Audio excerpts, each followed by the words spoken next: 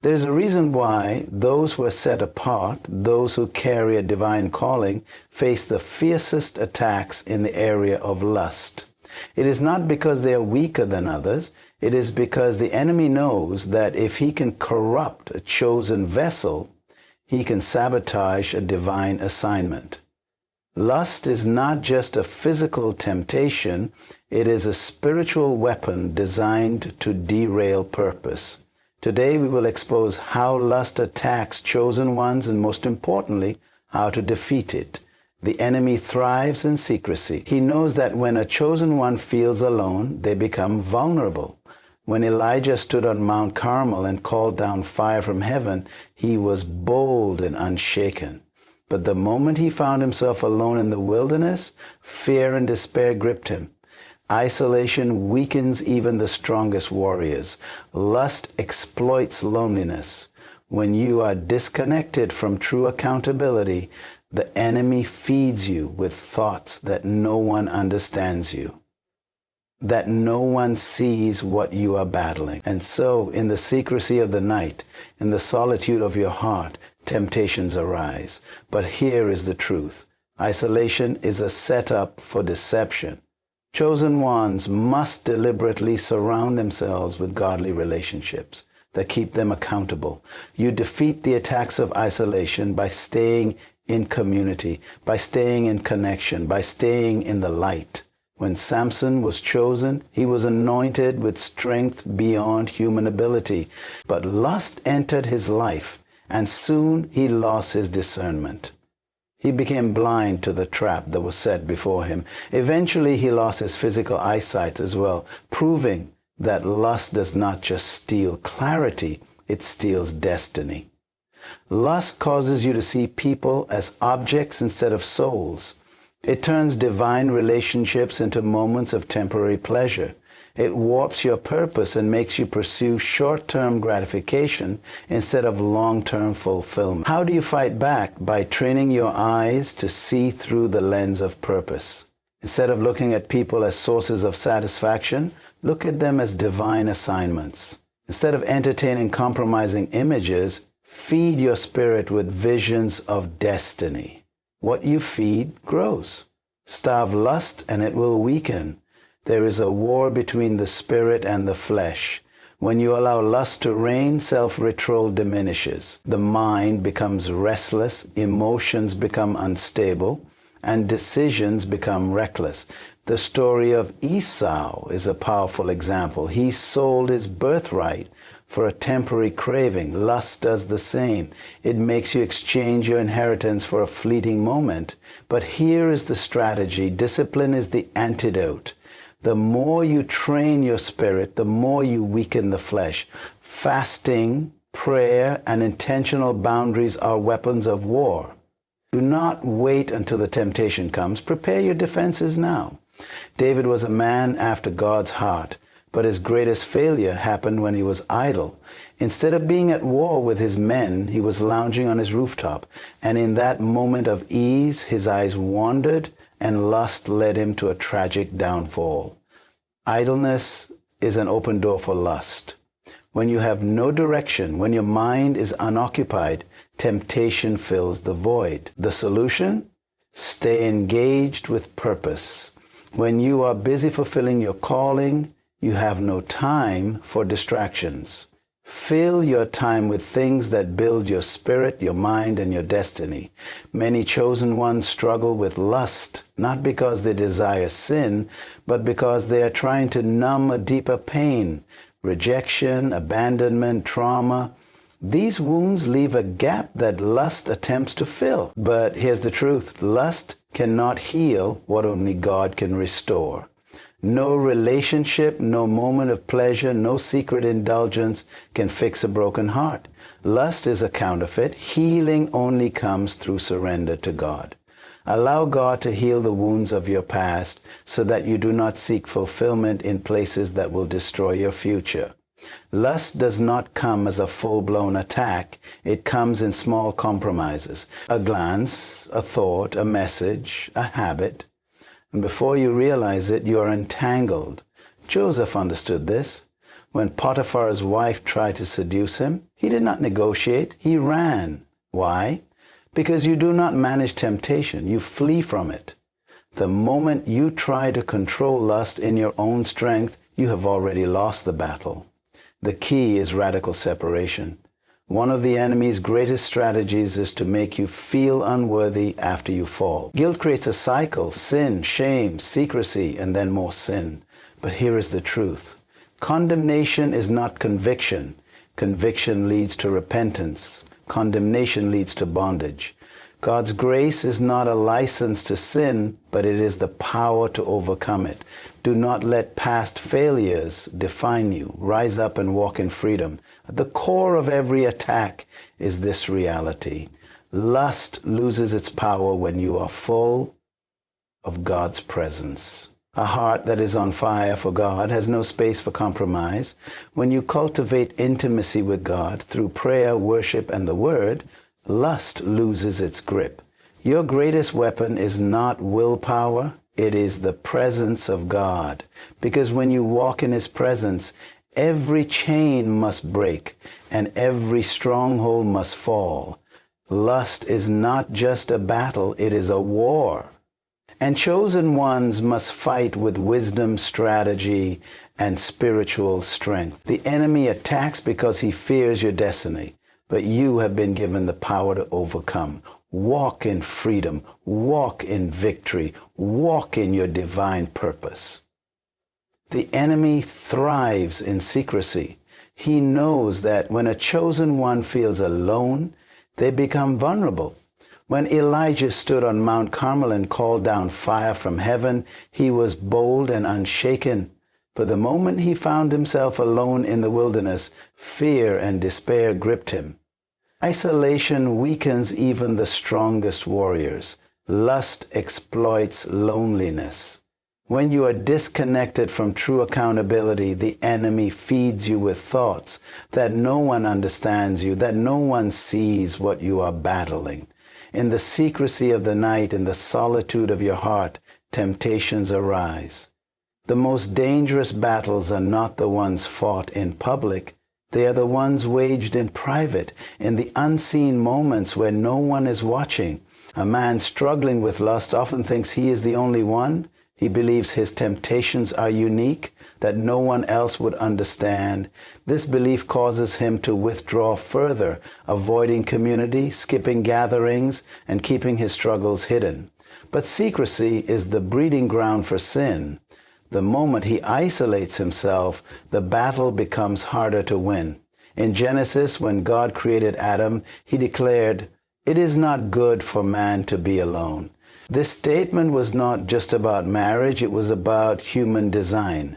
Isolation contradicts divine order.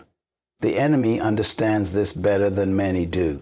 That is why the first thing a predator does is separate its prey from the group. A lion does not attack the herd, it waits for the one that lingers behind. Isolation makes you an easy target. Many chosen ones have fallen, not because they lacked strength, but because they were disconnected from people who could help them fight. King David, a mighty warrior and a man after God's heart, fell into the trap of lust when he was alone on his rooftop while his army was at war. When he was in battle, he was focused. When he was surrounded by warriors, he was strong. But when he was idle and alone, he became weak. Defeating lust begins with refusing to battle in isolation. Confessing your struggles to a trusted friend, mentor, or accountability partner strips the enemy of his greatest weapon, secrecy. The weight of temptation lessens the moment it is exposed to light. A man who shares his struggles is not weak, he is wise. Practical steps matter. Staying engaged with a community of believers, attending gatherings, joining accountability groups, and building authentic relationships create layers of protection. These are not just social habits, they are spiritual strategies. A soldier does not fight alone. He fights alongside an army. Chosen ones must do the same. Victory over lust is not found in willpower alone. It is found in staying connected to people who challenge you, encourage you, and remind you of your purpose when your flesh wants to pull you into darkness.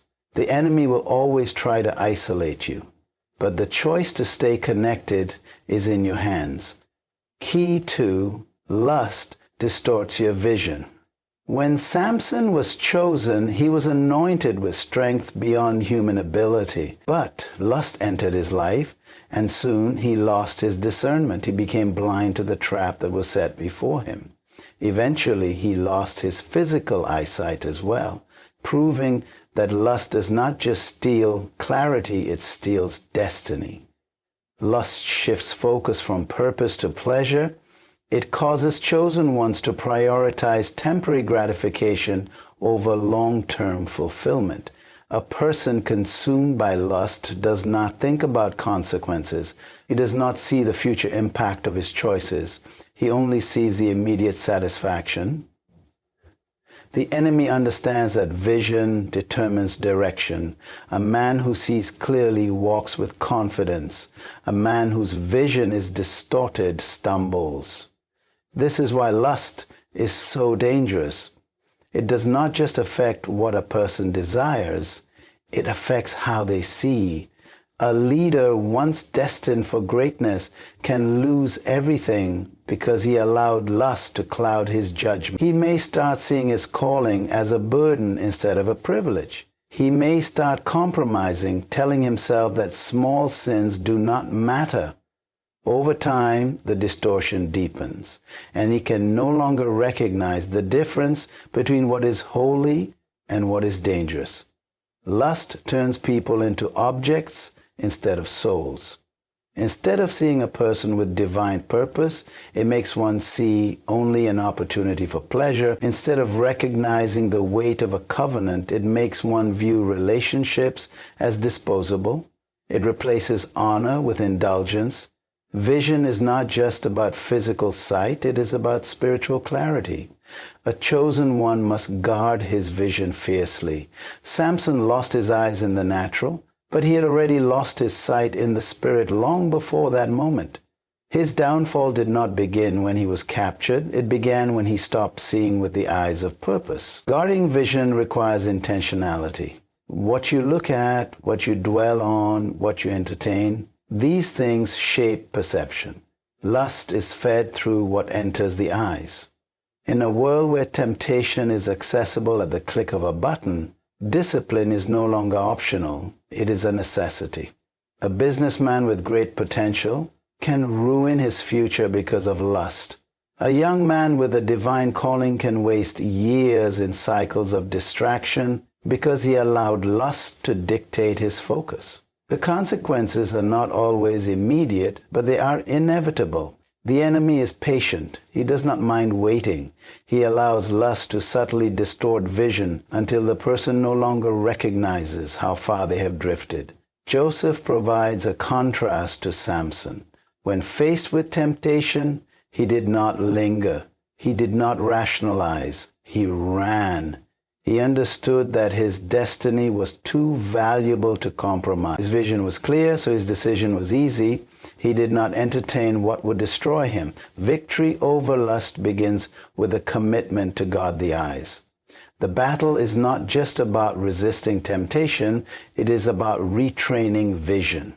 Instead of looking at people as sources of pleasure, see them as carriers of purpose.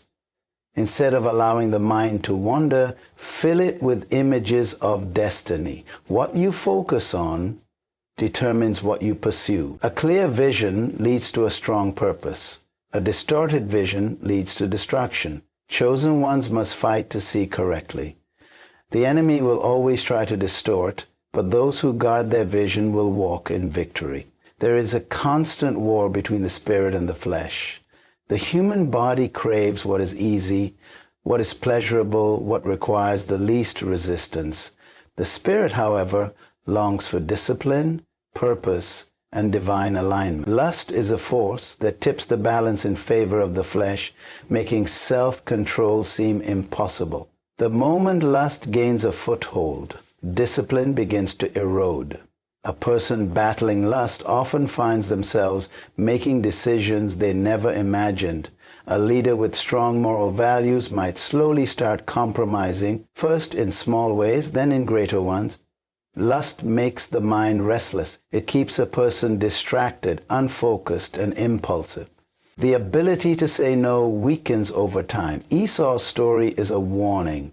He was the firstborn, heir to a great inheritance, but he gave it all away for a moment of satisfaction. He was hungry, and instead of enduring discomfort for a short while, he exchanged his birthright for a bowl of stew.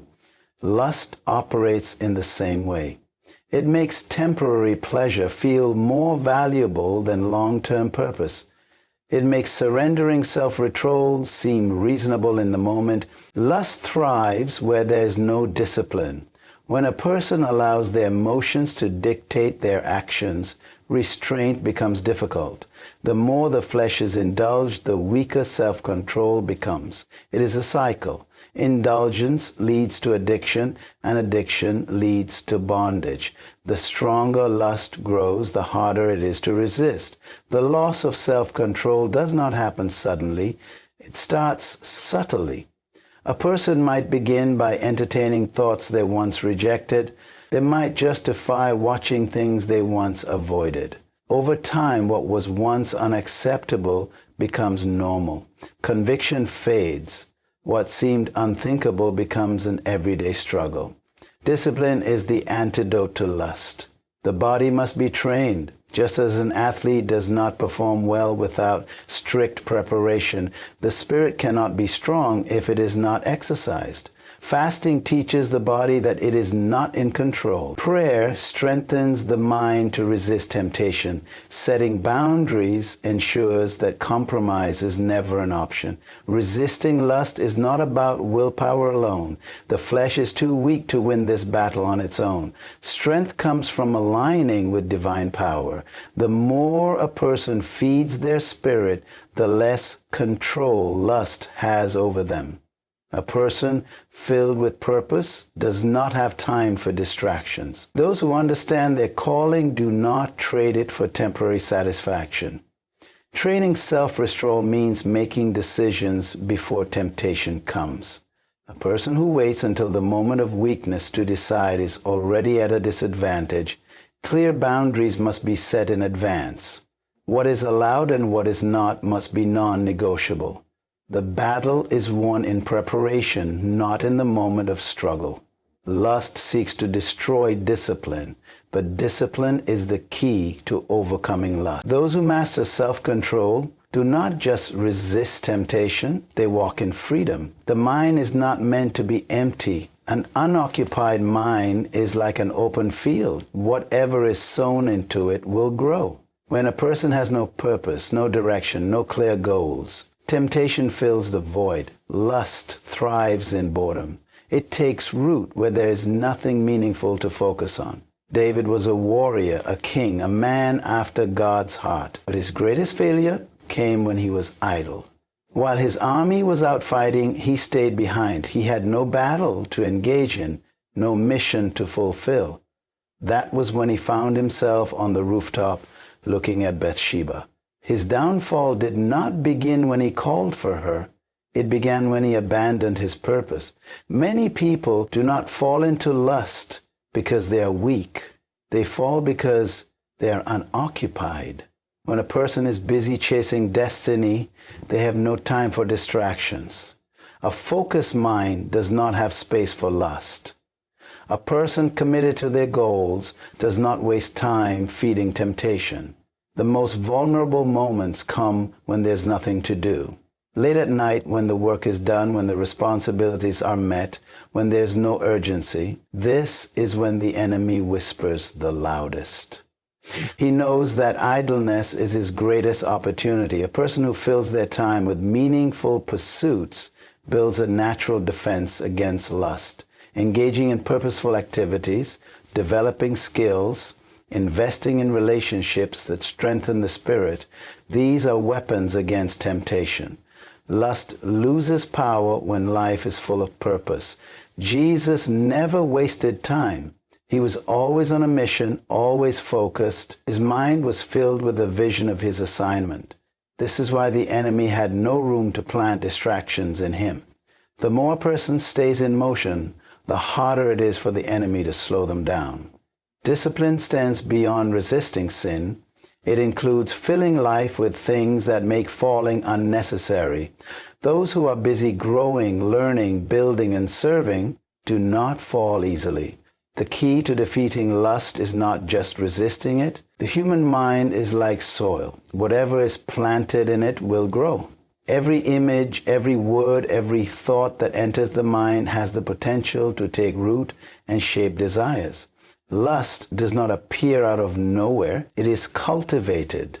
The eyes and ears are gateways, and what a person allows through them determines what takes hold in the heart. A person struggling with lust often does not realize that their battle began long before temptation arrived. It started with small compromises, watching things that seemed harmless, listening to words that carried subtle impurity, entertaining thoughts that should have been rejected. Over time, these influences accumulate, and what was once just a passing thought becomes a dominant struggle. David's fall with Bathsheba was not just about a single moment of weakness. It was about what he allowed himself to look at. Had he turned away the moment he saw her bathing, the story would have been different.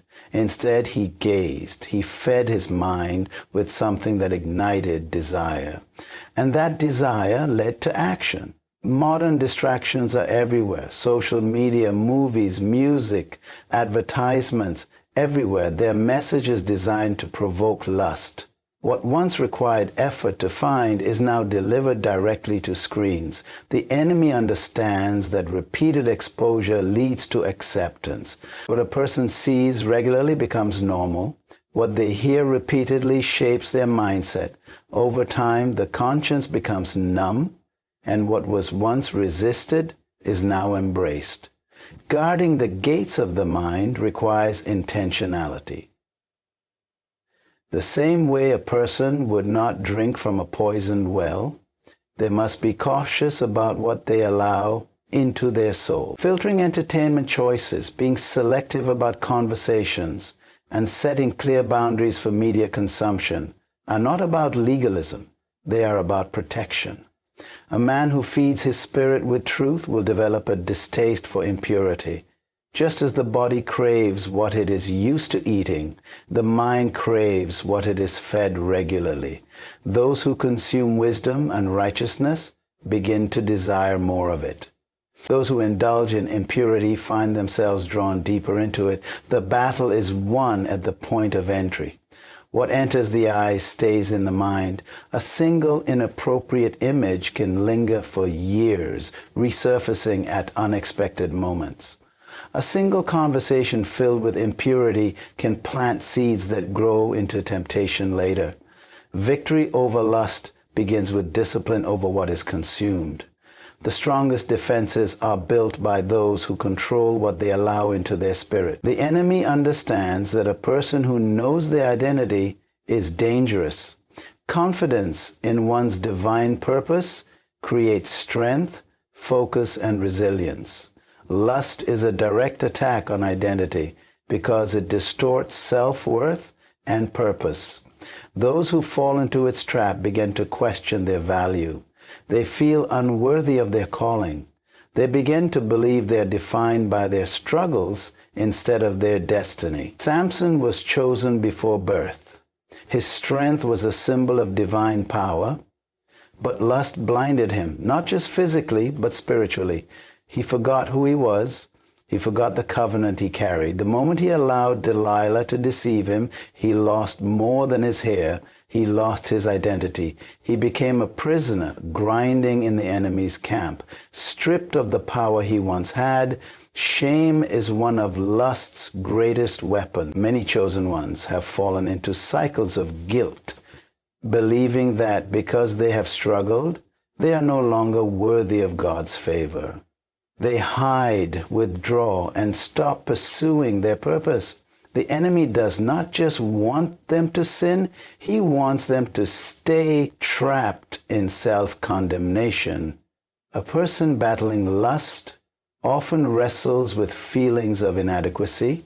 They begin to believe they are too weak to overcome. They stop dreaming big because they feel disqualified. They accept mediocrity because they no longer see themselves as powerful.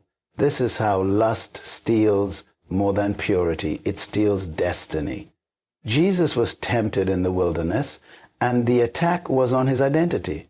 The enemy said, "If you are the Son of God," trying to make him question who he was. But Jesus did not fall because he was secure in his identity. He knew that his worth was not up for debate. He did not need to prove anything to the enemy. He was already victorious. The way to defeat lust's attack on identity is through truth. A person who constantly reminds themselves of who they are in God will not fall for deception.